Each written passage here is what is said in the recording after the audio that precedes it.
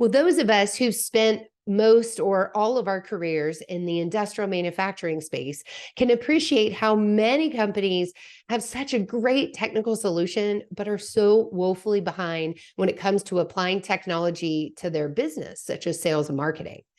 And my guest today talks about what a detriment this is, not only because you're not working more efficiently, not getting better insights into what you're doing, but you're also detracting young talent from either coming to your company in the first place or retaining them long term. My guest is also going to be a featured panelist in the upcoming Industrial Marketing Summit, which if you haven't heard about, go to industrialmarketingsummit.com. Nikki will be one of several panelists talking about the role of influencers in technical industries. So should be a great time. Tickets are available now, so go grab yourself a ticket. And in the meantime, let's do this. Welcome to Content Marketing Engineered, your source for building trust and generating demand with technical content. Here is your host, Wendy Covey. Hi, and welcome to Content Marketing Engineered. On each episode, I'll break down an industry trend, challenge, or best practice in reaching technical audiences. You'll meet colleagues, friends, and clients of mine who will stop by to share their stories. And I hope that you leave each episode feeling inspired and ready to take action.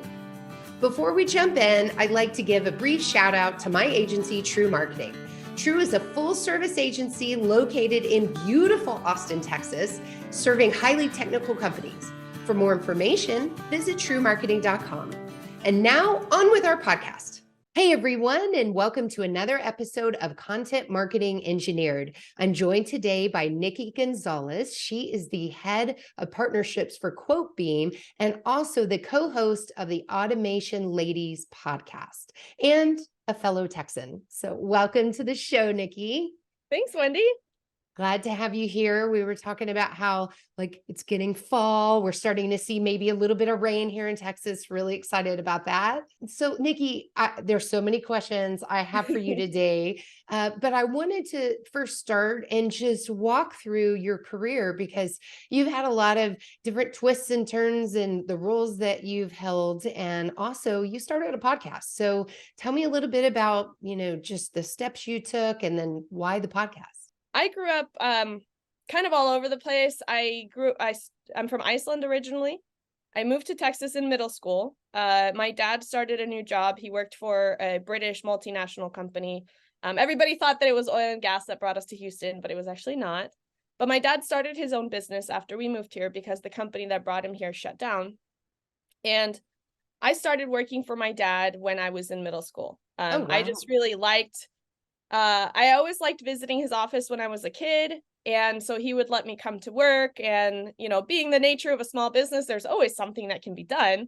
So an enterprising young lady that wanted a summer job, I think the first year paid me $5 out of his pocket, let me do whatever needed to be done, like clean the office, file stuff. I started to learn the basics of, simple things that can be done in an office setting. And in a small business, again, there's always some sort of need to fill. You don't say that's not my job. It's everybody's job to do kind of everything that needs to be done all of the time.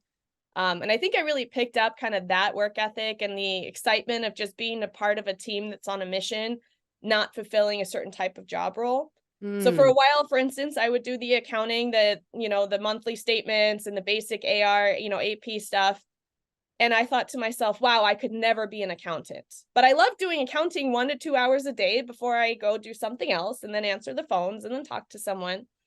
So I saw my dad as this that's cool to have that exposure at an early age to those different aspects of business, even like you said, just to know what you don't want to do, but to appreciate that function and know a little bit about that. I think that's really my sister and I both grew up with access to this business, and I ended up on the front of the house side of things, doing some sales and marketing and that sort of thing. I started out doing like technical manuals and then marketing materials. My sister, on the other hand, gravitated towards doing assembly in the back. Oh, wow. She didn't want to talk to anyone. So really, it gives you a chance to kind of figure out like, what do you like, what you don't like.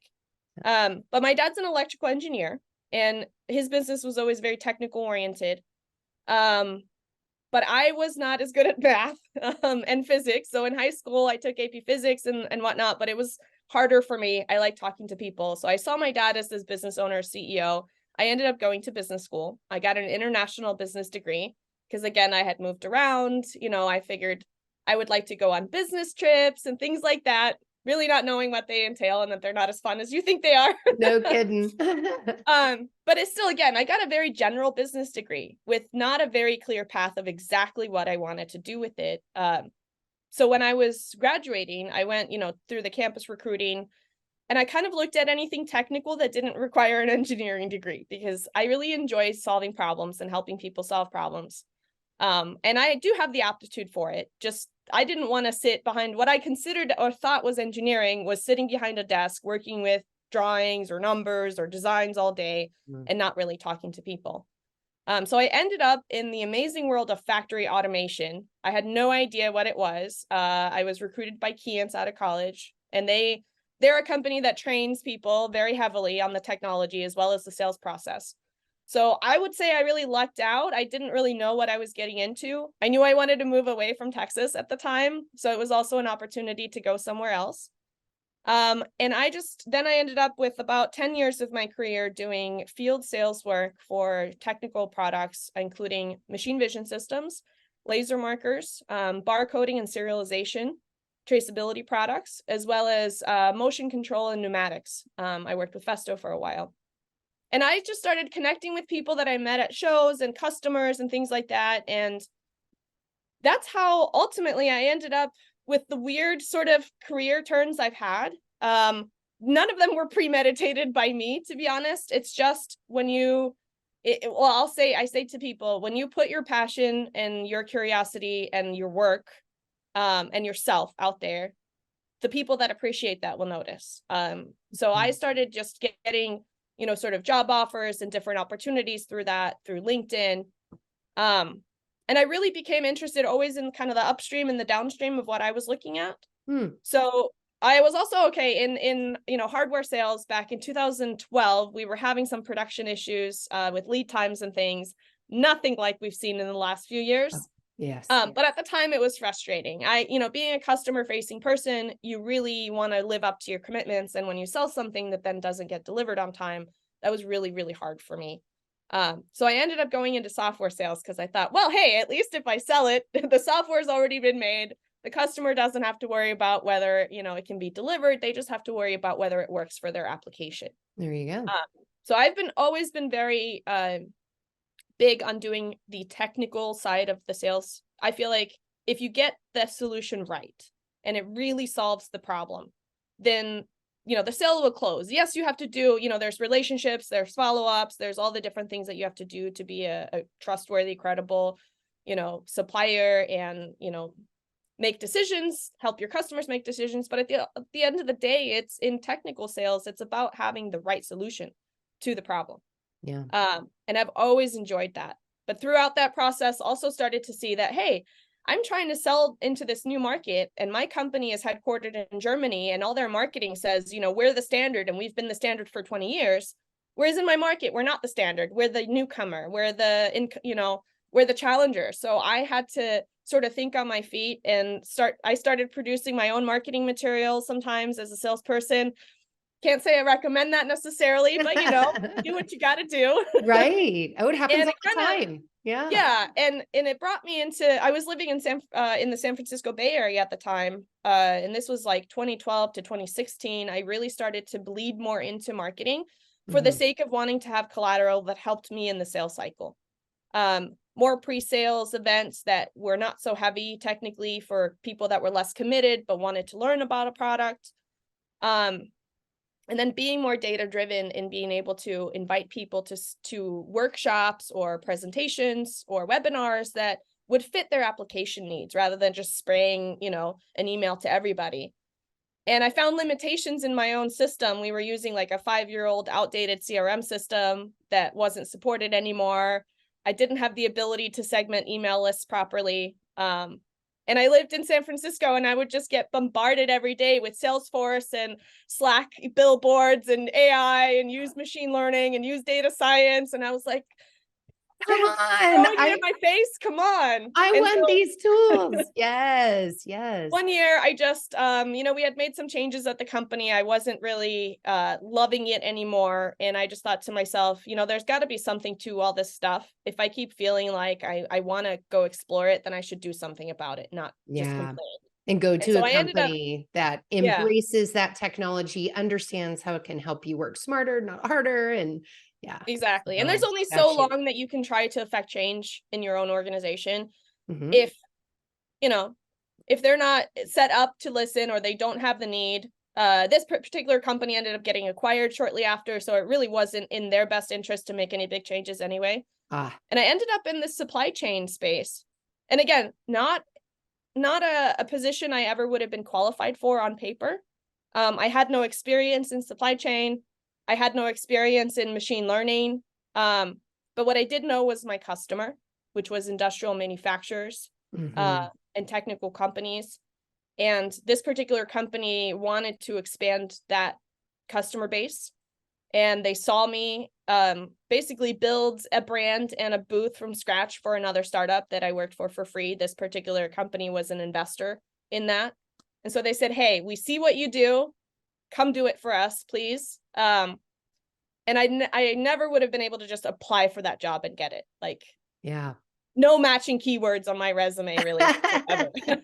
I was also in sort of a different phase of machine learning breakthroughs at the time. No generative AI yet, but we were working on a natural language interface so that business people that don't know how to write SQL queries could just ask for the report that they wanted, or the data set that they wanted. And I ended up having to leave that job when my water broke on stage. Pretty much, I had just gotten off stage at an artificial intelligence conference in Santa Clara. Wow. It was 6.5 weeks early.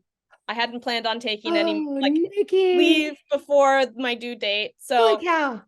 yeah, my company had to figure out how to move on without me for some period of time. Yeah. And then when I came back, tried to come back anyway, it was just, my life was different. I had different priorities. And so I left that, and I kind of left this tech world for a little while. I ended up having another baby during COVID.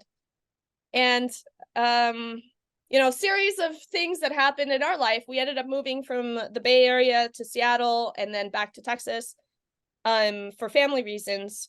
And QuoteBeam had been something I known Roman, the CEO, for a long time. I used to work with him in one of my prior jobs. We'd kept in touch. He went to Apple and was the head of iPhone operations there, in charge of all the production lines for all the iPhones and all the spare parts for a few years. And he had this idea of QuoteBeam back when he went to Stanford, and he just couldn't let go of it. He's like, I'm going to regret it for the rest of my life if I don't take this leap and start this company to try to fix this problem that I see, which is that the procurement of highly technical bills of materials can take a really, really long time because of the way that our sort of distribution networks are set up with local distributors for different product lines. And most of what we do is we call our sales rep and we ask for a quote and we wait for a PDF, and they call their suppliers and they get a quote, and it's a whole long game of telephone. And if you're looking at a bill of materials of hundreds of thousands of parts, it can take weeks just to figure out where you can buy them and for how much and when you can get them. And I just happen to be one of the probably few people with the weird combination of experience of technical factory automation sales and supply chain, and working in software development with machine learning and AI. I was also working remotely. They said, hey, we're a remote first company at this point. You don't need to move back to the Bay Area. If you move to Texas or Seattle, we don't care. Great. But it was also kind of lonely, and I came back to LinkedIn, and it had always been this place where people posted, job events or openings, resumes, so on. And all of a sudden I come back and, haven't been logged in for a couple of years, and I see people like Megan Zimba posting and interviewing people and doing, there's podcasts that, I found Manufacturing Happy Hour and Chris Lukey and just these different people. And I thought, hey, this is really cool. Yeah. I haven't seen this type of online discussion or content being created in our industry before. And, as employee number one of a small startup, we were pre-seed at that point. We didn't have, any marketing budget. I thought, hey, influencer marketing, I know, is very big in other industries. we're often, kind of in the industrial sector lagging on these types of trends and things. So I thought, I know this is going to be big. How do we do something with this without having budget to pay these people? And so I just thought, hey, let me try to be part of the conversation. Let me try to add value, get to know how this works, why people are producing content, how it's working for them. Mm-hmm. And I found Ali G, my co-host for Automation Ladies.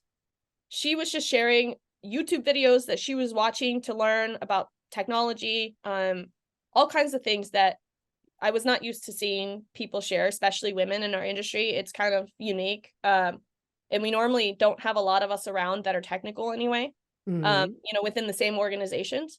So finding each other on LinkedIn, I honestly didn't know her very well when I brought up the idea of a podcast. Somebody recommended to me a podcast called Office Ladies, which is Angela and Pam from the show The Office. I've heard that one. Pretty good. And they have a podcast. And Uh-huh. I listened to it and I was like, man, how cool would it be if I had a friend that was into automation, that we could just, talk automation. And that's where the idea of Automation Ladies came from. And we both were like, oh, that's great. There's so much content. But again, it's generally men, as usual. And I really hate to be a person with a problem and no solutions. So I decided if I'm going to complain about the lack of something, I better be willing to do something about it. So we started Automation Ladies with the idea that let's get some women's voices out in the conversation out there. We're going to interview more women than other shows. Not just women, though. We're not just about telling women's stories, but we do want to, help women see that there are careers and options for us all over the place in this industry. But then also just show other girls like, hey, come do this thing. Create content. If you're out there doing the job, representation is really important. Most of us want to see more of us. And if we are brave enough to go out there and do it, not knowing what we're doing, probably embarrassing ourselves, then maybe that'll make another woman feel a little bit more comfortable sharing what she's doing, speaking at conferences or going on podcasts, whatever that is. So our promise to each other was that, hey, it's, Automation Ladies is not about us.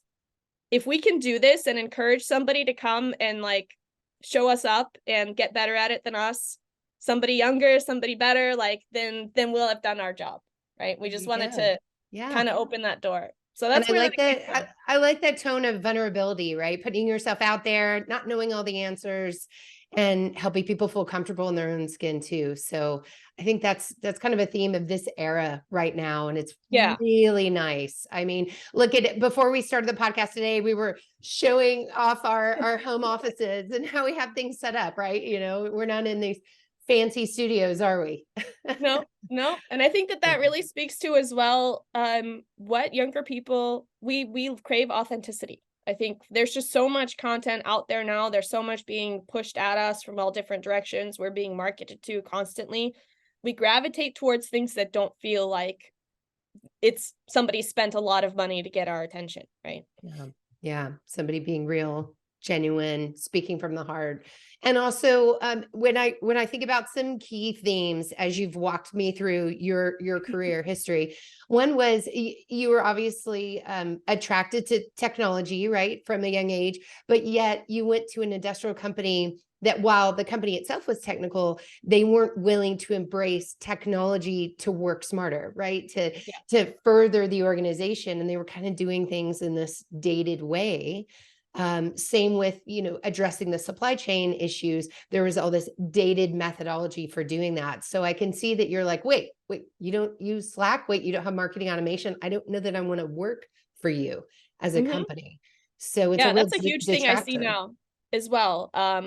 If you are a company that's doing business the way that you were 20 years ago, people are not attracted to those job descriptions and those roles anymore. And they might come in, but when they find themselves doing what they consider wasting time by manually, entering information back and forth, and hey, spreadsheets will never die. Excel is amazing, but doing things that should be done in automated systems in places like Excel, and, answering the phone and there's people taking credit card numbers over the phone in our industry, writing them down, I'm getting, POs that have been printed. My quote's been printed out notes have been made on it. It's been scanned in and with the PO and then faxed our way. And then No, wait, and faxed.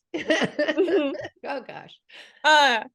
Yeah, and just to a younger person, and I'm not even that young, like I'm a millennial, and at this point we are kind of there's a chasm between me and like Gen Z that I'm noticing more and more every day. I'm not the youngest person in the room anymore. But this kind of thing still makes me go, what? Yeah. And the fact that like the people running these companies, I get it. They've been comfortable doing business that way. It works for them. And they're not the ones doing the nitty gritty work every day. So to them, what's the big deal of doing it the way that it works? Well, when you see that, retention rate of your new employees, especially the younger ones, that really does impact the work, whether you think, yeah, it probably would have been working for you. But for the new workforce, and if you want to stay relevant, if you want to attract the talent that's going to help you be better than your competitors, you have to look at it from multiple different angles, not just, hey, I'm going to save some money by, being able to replace a worker. That's really not the ROI of automation anymore. It's about innovation, being able to keep up and being able to create better customer experiences as well. No, I agree. And you look at the time savings that you mentioned generative AI before. So if we can save time by using some of those tools, where can we put that time to make that experience better, to work smarter, to get better insights? What have you been experimenting with lately?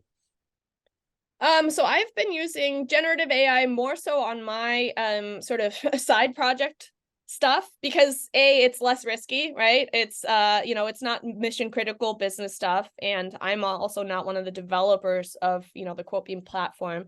So we've really been looking at it with internal processes, doing when we do new things, how can we, for instance, do data prep better when we get in random files, looking at pricing recommendations, things that we would have in the past created VBA code for, done some of our own analysis, right? Trying to use generative AI for those sorts of non-revenue generating projects so it saves us a lot of time. It allows us to move a little bit faster. I've been using it a lot for generating outlines for my presentations, summarizing my thoughts into like abstracts for talks. I've found that I end up working with like with ChatGPT, for instance.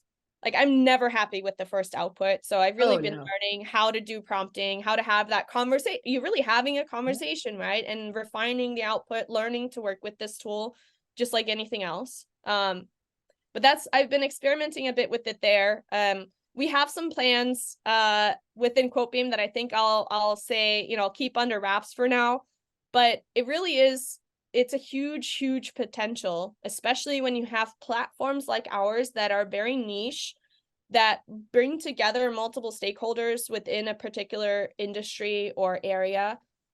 So within our platform, we have a lot of suppliers, and they're partners of ours, and then we have customers. And they interact with each other as well as us. And then we have all this product data of all the different manufacturers that we support.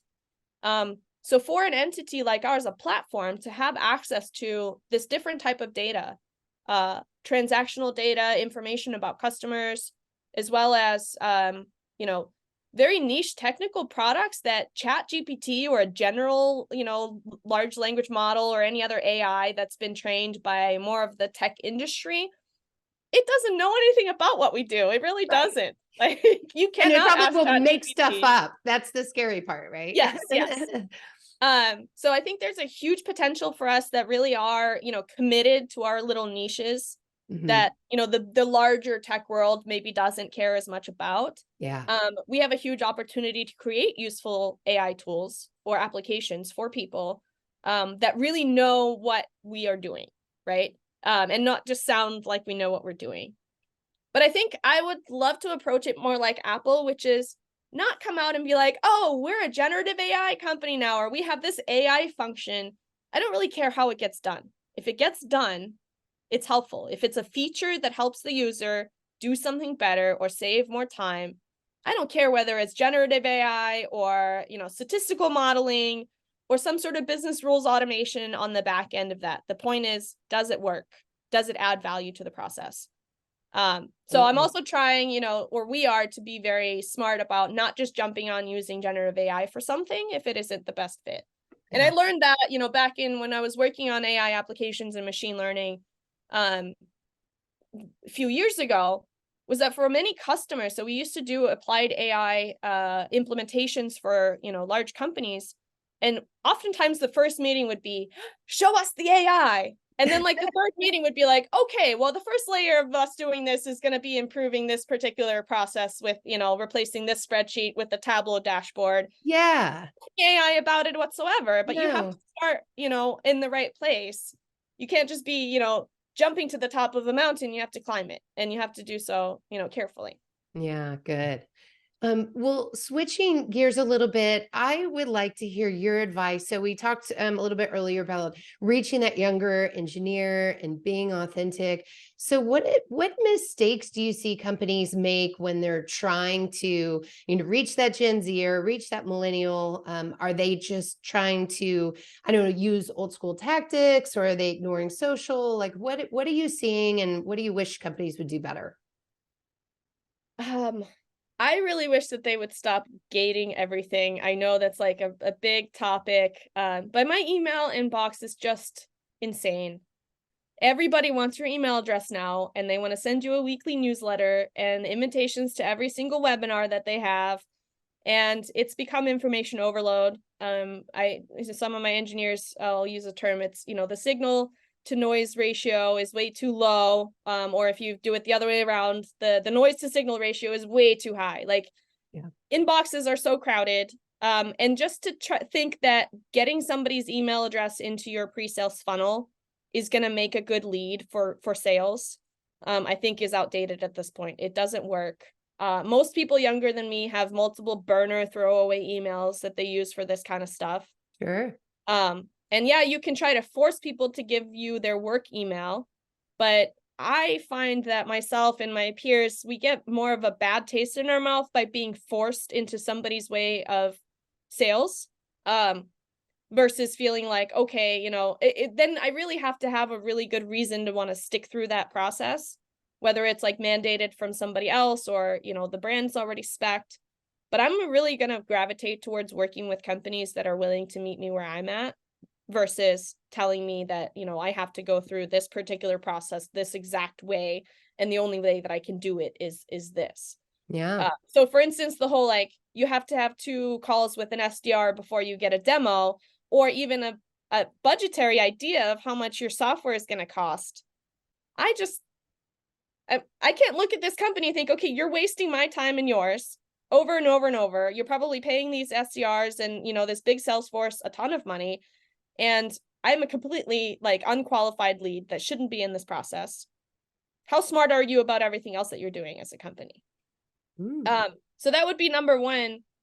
Be in more places in more ways, and let your customer choose what their journey looks like. Because now that we're at this point where we have this generational kind of divide, we have a huge range of technology literacy across the buyer range, right? From your engineer that just graduated to, your person that's maybe 10 years away from retiring. They like to do things completely differently. And so for you as the vendor or as the company that's trying to sell, to say you have to do it one way or the other, you're potentially completely alienating one group of buyers, because your customer journey is not the same for these different age groups. And I do find that, the younger people, they want information that will help them make a decision. They want it to be accessible completely. Like, ideally, just search online, go to their website, find everything that you need to get as close to making a decision as you can, and then make sales really accessible when I'm ready to talk to sales. Like, And then make don't sure make me jump sales through a equals bunch of hoops. someone technical, right? Not just that low level qualifier. Yeah, somebody that can actually answer my question. So if my initial question Yeah. is, I want to know how much this costs roughly, put somebody on the call or on the other end of the email that can actually answer that question. If it's, I need technical help to make sure that I'm specifying the right product, then, give it a couple days to get the right person on the call. I don't really care, but don't waste my time with somebody that doesn't know, the answers to what I'm going to be asking. Sure. You want to get the information that you need, and then you want ready and easy access to whoever's going to help you get to the next phase.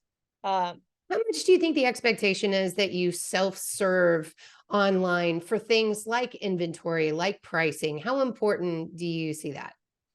That is incredibly important. Yeah. I really don't understand. I mean, part of me does, right? Some people, they don't have the technological infrastructure. It's expensive. It can be hard to run an e-commerce store with accurate inventory if you don't have a great system behind you. It can be a big investment, right? But at the Sure. same time, I think a lot of people treat it like, well, if you have to call, then we get you, we might be able to sell you something. So let's not put that information out there because we want, to have the person contact us, right? Mm-hmm. Then Or we what you're want to not keep it really, secret from the competition. We hear that yeah, one a that lot too. too. Oh, Like, you can't have the competition.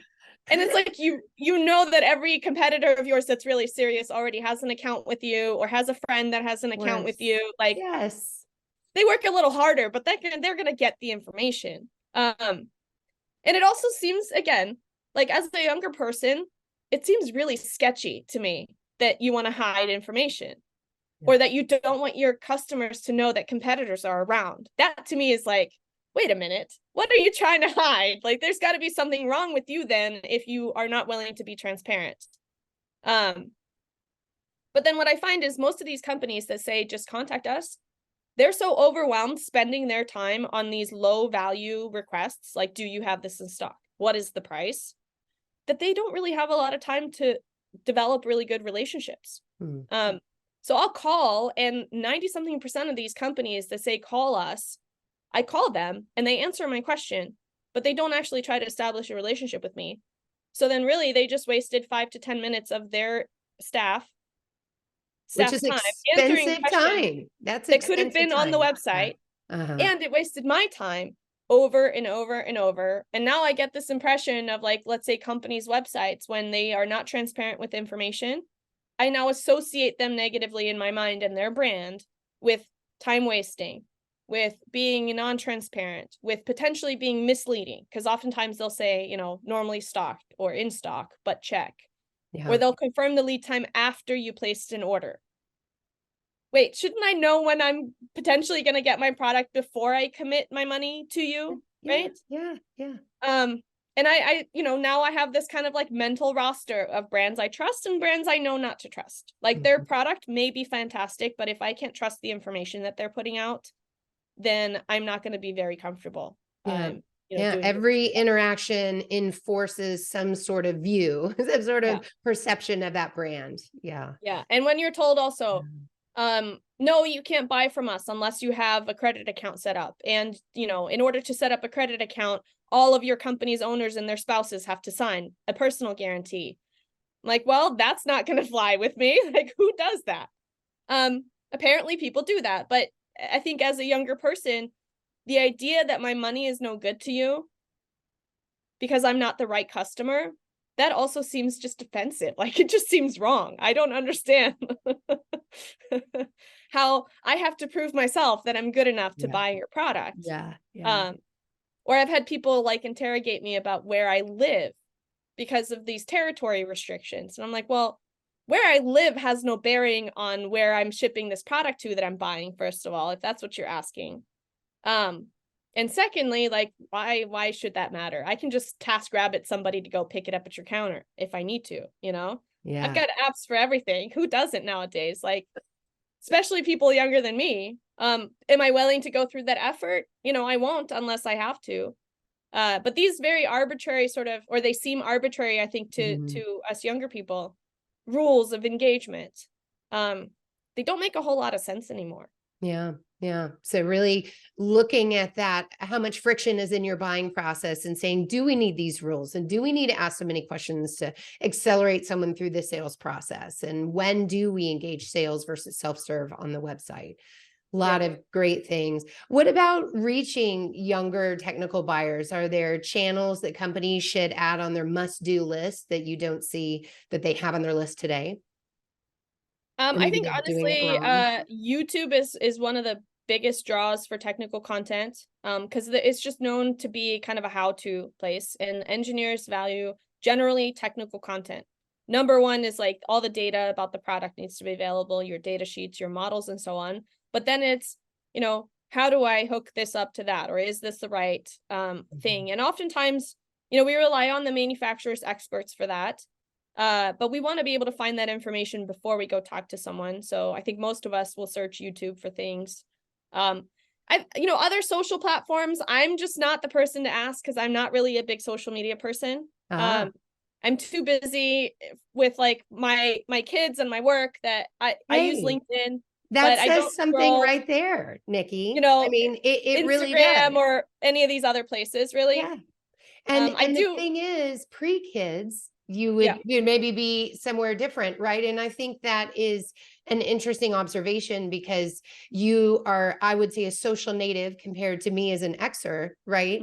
Mhm. But we both are in a maybe similar stage of life with, kids, whatever. Mine are older, obviously, but it does change, right? How you want to use these tools, where you find your information, and how much available time you have. Like, you need to find it fast because you got stuff to do. Yeah. Yeah. Yeah. I think for brand recognition, being on some of these other platforms can be great with something maybe a little bit more entertaining. Mhm. It's not going to be a click and buy, type funnel from these socials. Right. But I think for companies that are ignoring the other socials because they're not business oriented, obviously work with the resources you have and don't spread yourself too thin trying to be everything for everyone. Like really nail down your ICP. And if you are trying to target younger engineers, think about where they spend some of their free time because you can target them, but then don't target them with messages that say, oh, contact us for a CAD download when they're scrolling TikTok. That's where you want to showcase your company culture, something fun about your industry, like cool videos of if you have an interesting process that you help with or your customers do, create a short reel with like cool highlights of something being made or those sorts of things and start to get your brand out in front of those people. Also, especially if you're a company that's growing and hiring and you want to attract this talent, um, Mhm. having a presence on those other socials with content that resonates with why they're there. They're there Right. because they're, waiting for something, they're scrolling, they're looking for entertaining things. Oftentimes people do like to be educated. And what I do is when I see something interesting on social media, um, if I'm scrolling, like not very often, but I'll save it for later into some sort of folder, or I will sometimes maybe put in my email address to get like something in my inbox that I know I'm going to check out later. Mhm. Um, Give people that option, let them come into your top of funnel from those socials if they want to. Just in my opinion, I love it when email lists ask me, for instance, like, hey, we're going to send you this kind of stuff. Like, do you want it or do you not? Yeah. And like Help more us often than not, I personalize. say yes, because I feel like, hey, you really respected me by asking if I want this versus just Mhm. assuming that this is what I want and bombarding me with it all the time. Yeah. Um, What you so I said do it think that, earlier, no more spray and pray, that yeah, methodology, we're well beyond yeah, that. exactly. And we are varied Yeah. enough now that like different content speaks to different people. Uh-huh. And you either can be very sophisticated and use, data enrichment and all these things to bucket your customers and try to decide what they want, or just ask them. And I think your advice too of the right channel. So it's not only where they are, but the right content for that channel at the right Yeah. time, right? Yeah, Not don't post the your, cat drawing on multi-page Instagram. case study Yeah. PDF, on Instagram or Yeah, forget it. wherever. That's great. That's great. Well, Nikki, we're almost out of time here, but I would love to wrap up with just your parting advice if there's an industrial marketer listening, and particularly those that are at those companies that don't have a lot of automation in place, don't have strong websites with self-serve. Like, what would you recommend they do? Oh, what? I would go Run, no, find a new job. I know what you're thinking. Don't say that. I know. no. How can they Talk to convince your leadership? immediate leadership because sometimes it depends on how big the company is, right? Is there a group of people around you that at least gets that you should be doing this if you could? And try to get some buy-in from people around you that maybe you guys can try something small on a small scale. You can try something that you can be in control of, that doesn't require a big investment or a big buy-in. I'm a huge fan of when you have big goals, break them up into small chunks that are digestible and that can each have a level of success, and they can bring something. If all you do is accomplish step one, you've at least gotten something out of it, some sort of insight, right?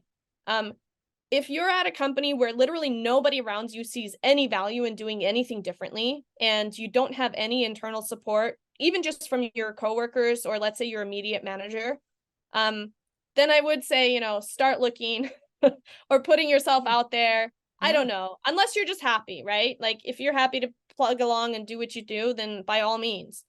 But you're not going to be able to steer, change the ship all on your own if you're the only person in this organization that sees the need for any change. And I think some of us, especially women, we often feel like we have the responsibility to try to change things for the better.